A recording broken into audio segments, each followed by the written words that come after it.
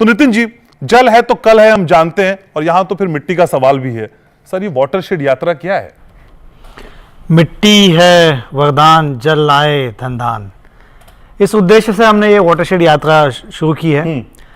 हमारे धरती को, हमारी ज़मीन को उपजाऊ बनाए रखने के लिए उसमें जल रहना, उसमें मॉइस्चर रहना, नमी रहना बहुत ज़रूरी है।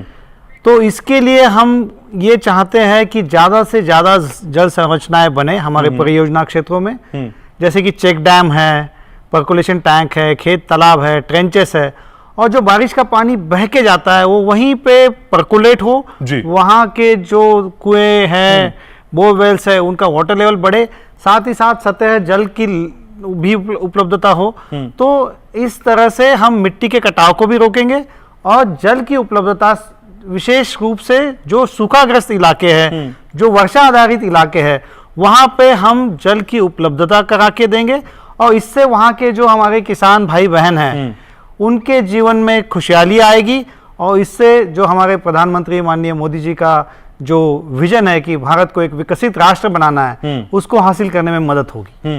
लेकिन सर, दो चीजें आपने बताई, जहां सूखा है वहां पानी देना है, और जहां पानी है वहां उसका उपयोग वहां के लिए करना है। सर, ये दोनों चीजें एक साथ, टास्क थोड़ा टफ है क्या? नहीं, हम जनरली जो हमारी जो परियोजनाएं हैं, हमारी 1150 परियोजना है जी, उस परियोजनाओं में जनरली वो जहाँ पे रेनफेड एरिया, जिसको हम वर्षा आधारित खेती का एरिया जिसको बोलते हैं, या सूखाग्रस्त ड्राउट प्रोन एरिया, उसी एरिया में हमारी परियोजना होती है। और इसलिए हमारा ये जो कार्य है कि मिट्टी को बचाना, हमारा प्रथम कार्य है मिट्टी को बचाना।